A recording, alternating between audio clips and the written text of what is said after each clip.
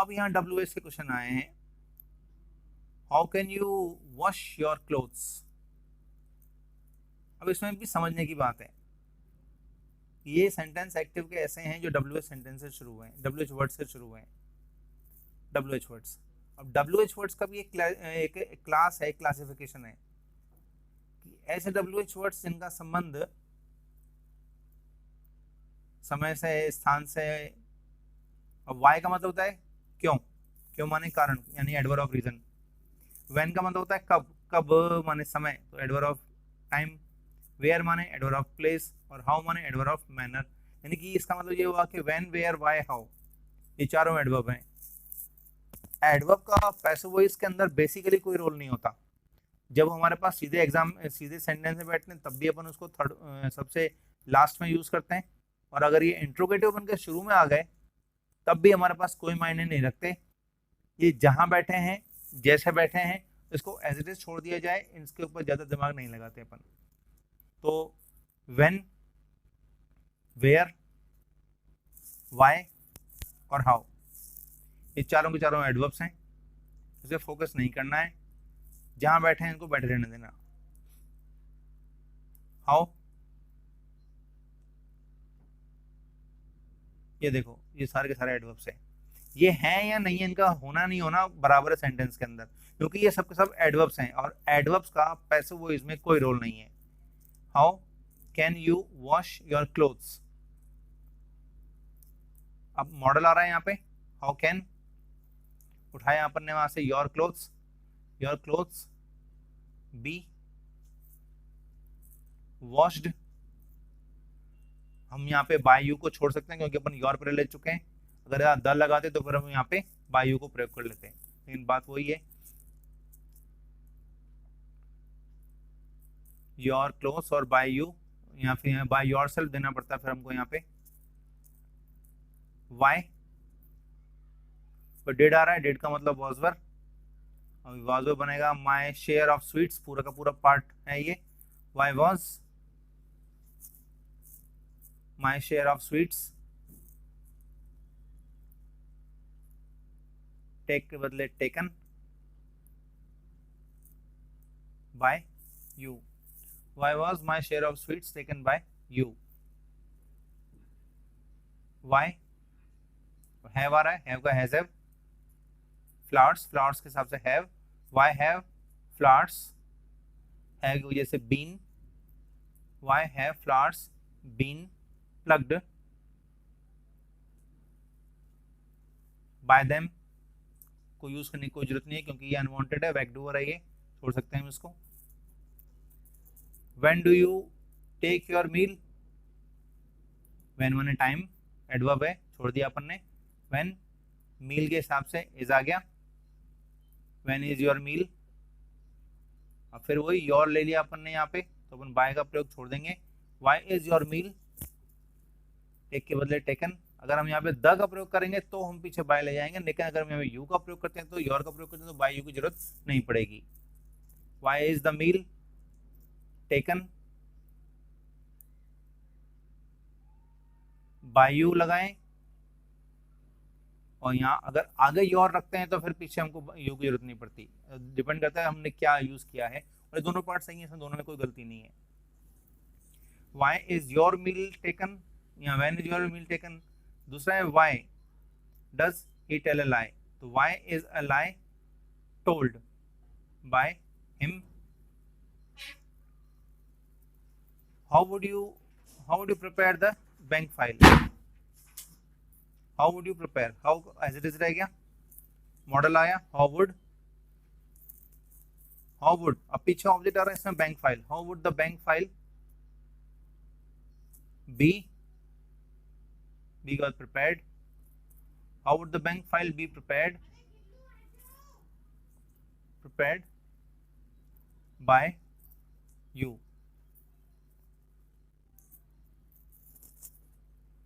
where डूडस के बदले एजमआर, where are, अब हर का प्रयोग हम कर रहे हैं, वेयर आर हर फाइल्स, यहाँ द फाइल्स भी कर सकते हैं और हर फाइल्स का प्रयोग भी कर सकते हैं, दोनों चीजें हैं हमारे पास चॉइस है, हम दोनों में कैसे यूज करते हैं इसको। Where are the files kept by her, the का प्रयोग किया इसलिए हम हर लगा पा रहे हैं, अगर यहाँ पे हमने योर हर का प्रयोग किया होता तो हमको यहाँ पे बाय हर को छोड़ना पड़ता। Where are her files kept, हमको यहीं पे रोकना पड़ेगा इसको।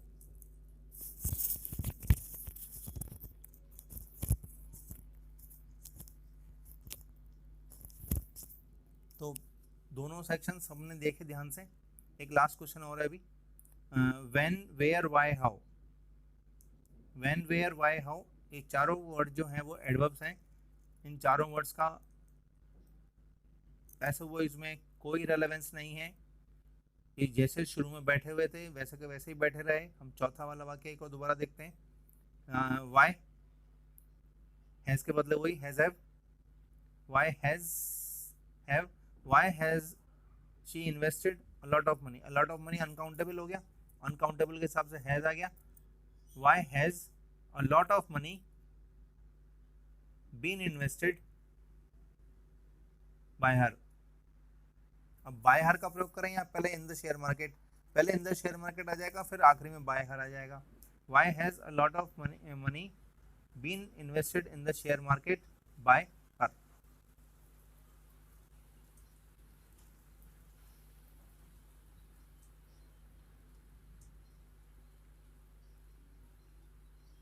Why has a lot of money been invested in the share market by her?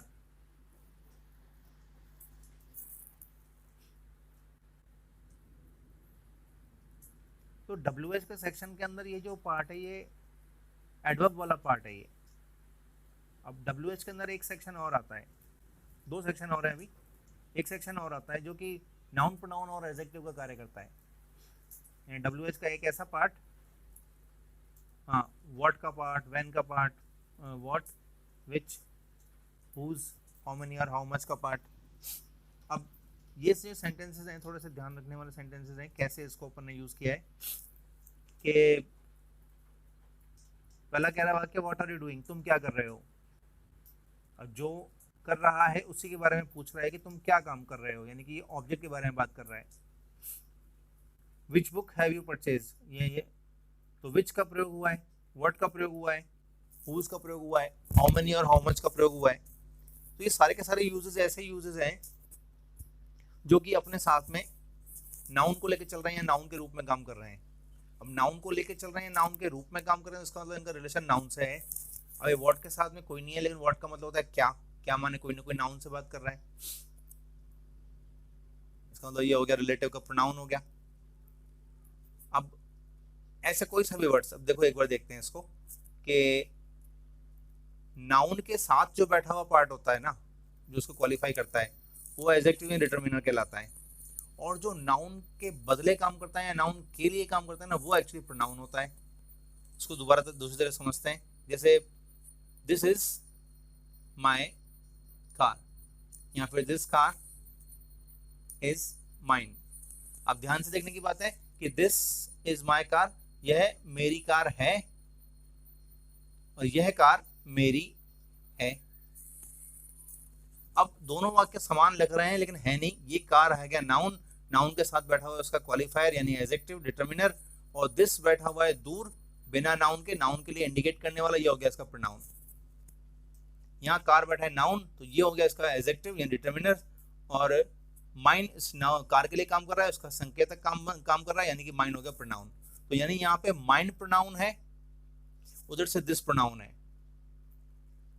Car जहां थी उसके साथ वाला पार्ट उसका डिटरमिनर हो गया, उसका क्वालिफायर हो गया, उसका मॉडिफायर हो गया।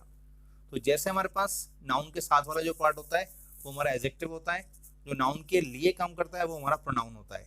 तो WH वर्ड्स का साथ भी ऐसा ही होता है। तो व्हाट के साथ जब वर्ब होगी तो प्रोनाउन कहलाएगा, नहीं होगी तो वो नहीं कहलाएगा। अब विच बुक, अब बुक बैठा है साथ में, इसका मतलब विच यहाँ पे एडजेक्टिव हो गया। व्हाट डू यू, अब व्हाट के बाद में डू आ गया, विच के पीछे पेन आ गया, विच के पीछे मूवी आ गया, तो मूवी आ गया, पेन आ गया, बुक आ गया, इसका मतलब ये विच को तो बना रहे हैं एडजेक्टिव, जबकि नहीं आ रहा है तो इसका मतलब ये इसको बना रहे हैं प्रोनाउन। तो चाहे ये जो प्रोनाउन बना रहे हैं इनका कहीं ना कहीं रिलेशन किसी नाउन से है, किसी वस्तु से है, किसी कार्य से है, किसी व्यक्ति से है। अब चूंकि इनका संबंध किसी व्यक्ति वस्तु कार्य से यानी कि सब्जेक्ट और ऑब्जेक्ट से है, यानी कि सब्जेक्ट से ऑब्जेक्ट से है, तो ऑब्जेक्ट से होने का मतलब है कि पैसिव वॉइस में ऑब्जेक्ट को वैसे ही आगे लाना पड़ता है। अब ऊपर पहला वाक्य कह रहा है कि व्हाट आर यू डूइंग, दूसरा वाक्य कह रहा है कि विच बुक हैव यू परचेज, तुमने कौन सी पुस्तक खरीदी है। हम उस ऑब्जेक्ट के बारे में तो बात कर रहे हैं, हम किस ऑब्जेक्ट की, जिस ऑब्जेक्ट के बारे में बात कर रहे हैं उसी के लिए बात कर रहे हैं। तो ऑब्जेक्ट को पैसिव वॉइस में हम वैसे ही आगे लेकर आते हैं। अब उसको उठा के आगे लेकर आएंगे तो उसका रूप चेंज हो जाएगा। अब जैसे जैसे वाक्य है वैसे वैसे हम उसको कन्वर्ट करके देखते हैं कि विच बुक हैव यू परचेज्ड, अब विच के पीछे बुक बैठा है। तो ध्यान रखने की बात है कि इन शब्दों से अगर वाक्य शुरू होता है तो हमको इन्हीं से ही शुरू करना पड़ेगा, इन्हीं से ही। What, which, whose, how many, how much से अगर एक्टिव शुरू होता हो तो पैसिव भी इन्हीं शब्दों से शुरू करो। इनके साथ जैसी नाउन हो वैसी वर्ब लगाओ।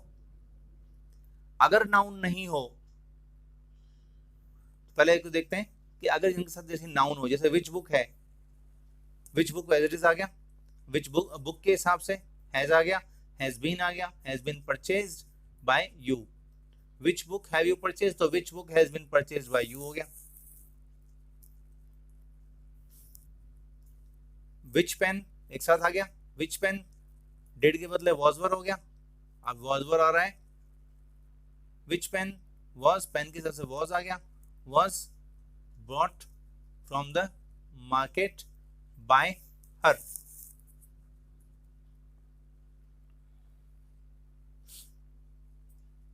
अब विच के साथ मूवी आ रहा है, विच मूवी, अब पीछे आ रही है वर्ब मॉडल, मॉडल के ऊपर फर्क नहीं पड़ता सिंगुलर प्लूरल का, वो वैसे क्वेश्चन चलती रहेगी। विच मूवी शुड, शुड के पीछे बी, बी के बाद third form seen by him with his friends, with his cousins. यहाँ बाय हिम को पहले लाना पड़ा क्योंकि पीछे हिज बैठा हुआ था, इसलिए हिज कजिन्स। अब जिन वाक्यों में नाउन नहीं होती, ये तो सब नाउन के साथ थे,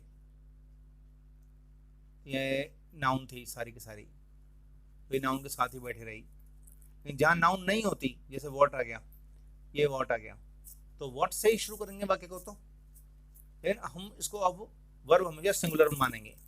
what is being done by you, यानी कि अगर इन चारों शब्दों के साथ में अगर नाउन ना हो तो वर्ब को हमेशा सिंगुलर माना जाएगा। What is seen in the zoo by you, what is seen in the zoo by you. So एक वो सेक्शन था व्हेन वेयर व्हाई हाउ का, एक ये सेक्शन है। वो व्हेन वेयर व्हाई हाउ बिल्कुल इररिलेवेंट सेक्शन है, वो एडवर्ब है, कोई यूज नहीं करेगा। जबकि what, which, whose, how many, how much ये नाउन के साथ काम करते हैं, एडजेक्टिव्स हैं, प्रोनाउंस हैं, इसलिए इनको ध्यान रखना पड़ेगा क्योंकि ये ऑब्जेक्ट हैं जो घूमकर आगे आता है, इन्हीं के अकॉर्डिंग वर्ब लगेगी। अगर इनके साथ में नाउन है तो नाउन के हिसाब से वर्ब लगाओ, नहीं तो इनको हमेशा सिंगुलर माना जाएगा। तो ये पैसिव वॉइस का एक बड़ा पार्ट है। इसका इंट्रोगेटिव का अभी एक सेक्शन और बचा हुआ है जिसके अंदर अपन बात करते हैं हु की, हु और हुम की।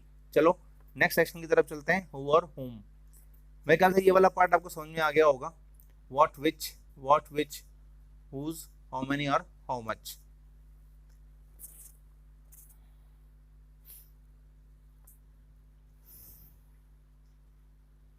तो अब हमारे सामने आ रहा है हु।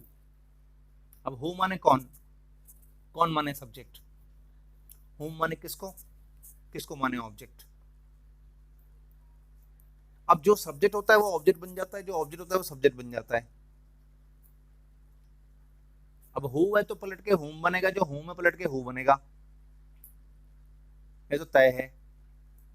इसका मतलब ये है कि हु के वाक्य हुम से बनेंगे और हुम के वाक्य हु से बनेंगे, वो कन्वर्ट होकर आएंगे।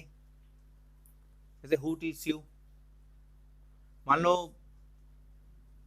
अब हु के बदले हु का होम से कन्वर्ट हो जाएगा, होम हु से कन्वर्ट हो जाएगा।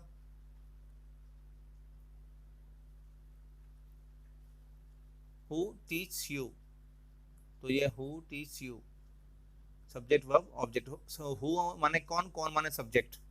तो मान लो यहाँ पे हु नहीं होता तो हु के बदले यहाँ पे अगर यहाँ ही होता तो वाक्य कैसे होता, ही टीच यू, तो हो जाता you are taught by him, यानी कि ही के बदले बाय हिम होता, यानी बाय लगने की वजह से हिम बन जाता,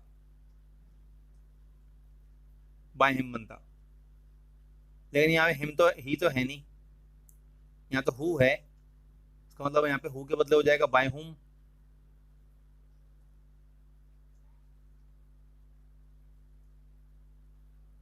बाय हुम, अब ये बाय हुम है, इंटरोगेटिव है, पीछे तो बैठेगा नहीं ये, तो आगे बैठना चाहिए बाय हुम। अब इंट्रोगेटिव सेक्शन है तो इसका मतलब यहाँ पे सब्जेक्ट से पहले वर्ब आती है, तो by whom are you taught. तो सिंपल सी बात है, हमने कुछ भी नया चेंज नहीं किया है, हमने हमारे रूल को फॉलो किया है, bye whom are you taught. Interrogative होने की वजह से अपन ने सब्जेक्ट से पहले वर्ब को लगाया है, और हु का तो हुम बनाना ही है। दूसरा सेक्शन देखते हैं, हु टीच यू मैथमेटिक्स। अब इस सेक्शन में क्या है, subject verb object object, living object non living object, एक डायरेक्ट ऑब्जेक्ट है, इनडायरेक्ट ऑब्जेक्ट है, वही हु। तो हु का मतलब है बाय हुम से शुरू किया अपन ने। अब यू सब्जेक्ट था हमारा तो हमने आर के लगाया, by whom are you taught. अब थर्ड फॉर्म के बाद जो बचा हुआ ऑब्जेक्ट था उसको अपन ने यहाँ ले लिया, bye whom are you taught mathematics, हमने यहाँ ले लिया इसको। अब बाय हुम, अगर हमको मैथमेटिक्स को उठाना होता तो कैसे करते हैं, is mathematics, bye whom is mathematics taught. अब व्यक्ति को लाने के लिए टू की हेल्प लेनी पड़ती है, to you, by whom is mathematics taught to you. तो हमारे पास इस वाले सेक्शन में सब्जेक्ट के रूप में हु था और ऑब्जेक्ट दो थे, लिविंग ऑब्जेक्ट और एक नॉन लिविंग ऑब्जेक्ट। हम दोनों में किसी को पैसे बना रहे हैं, इससे कोई फर्क नहीं पड़ रहा, लेकिन इतना जरूर फर्क पड़ रहा है कि जो हु था वो बाय हुम में कन्वर्ट होकर आ रहा है, जो भी हु था वो बाय हुम में कन्वर्ट होकर इधर आ रहा है, बाय हुम। फिर जो वर्ब थी वो अगले वाले नाउन की थी, पहले वाले वाक्य में यू को उठाया था, अगले वाले वाक्य में हमने मैथमेटिक्स को उठाया, मैथ्स के हिसाब से सिंगुलर लगाया, यू के हिसाब से प्लूरल लगाया।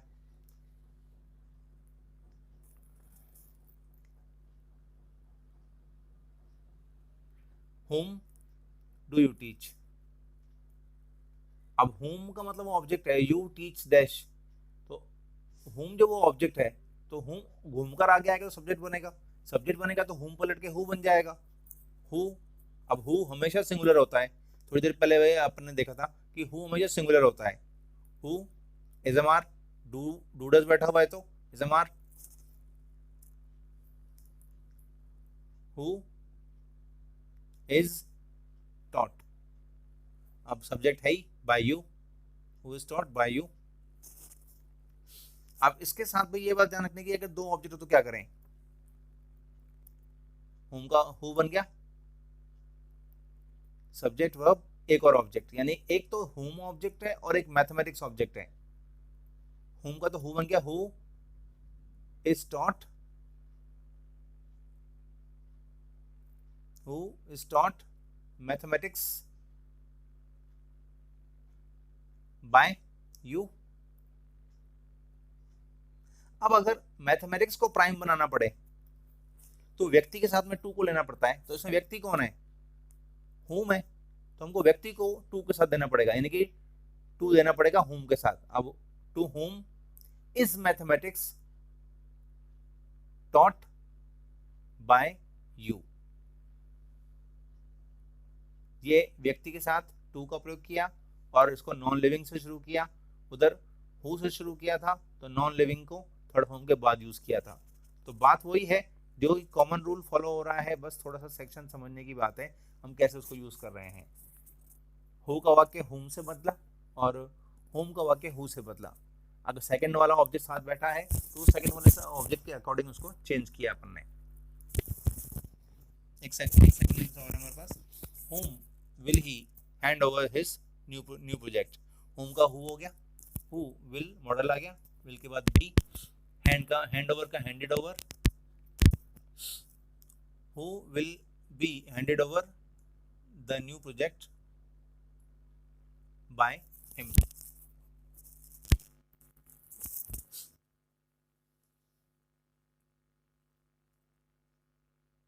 अब इसमें एक सेक्शन और है हु का, एक ऐसा अलग चीज है वो मैं आपको बताता हूँ कि कई एग्जाम में आपको दिखाई दिया होगा। हु टीच यू मैथमेटिक्स या who teach you, by whom are you taught. ये वाक्य हु से शुरू हुआ था, बाय हुम से शुरू करके थर्ड फॉर्म पे समाप्त किया। अगर ये वाक्य बाय हुम से शुरू नहीं होता तो ये वाक्य हु से शुरू हो सकता था। हु आर यू टॉट, लेकिन आखिरी में बाय कुछ रखना पड़ेगा। इसका मतलब हु से शुरू होने वाला वाक्य या तो बाय हुम से शुरू होकर थर्ड फॉर्म पे खत्म हो, या फिर हु से शुरू होकर बाय पे खत्म हो। ये एजेंट बाय इसके साथ रहेगा। Who are you taught by, इसको ध्यान रखना, ये बहुत परेशान करता है। हु से अगर वाक्य शुरू होता है हु आर यू टॉट, तो इसका मतलब है पीछे यहाँ पे इसका प्रीपोजिशन जरूर होगा, नहीं तो वाक्य यूं बनता है हु टीच यू या हु टॉट यू। लेकिन हु आर यू टॉट, तुमको किसने पढ़ाया, तो या तो वो हुम से बने हुम आर यू टॉट, या फिर बने who are you taught by. ये बहुत ही शानदार स्ट्रक्चर है और एग्जाम में कई बार पूछा जाता है, कई बार देखा जाता है। तो ध्यान रखने की बात है कि अगर तुम्हारे पास वाक्य हु से शुरू हो रहा है तो बाय हुम से शुरू करके थर्ड फॉर्म पे समाप्त करें, या हु से शुरू करके बाय पे समाप्त करें। और अगर हुम से शुरू हो रहा है तो हुम के बदले हु का प्रयोग करें, और जब हु सब्जेक्ट बन जाता है तो वर्ब हमेशा सिंगुलर होती है, वो कभी कन्वर्ट नहीं होती है।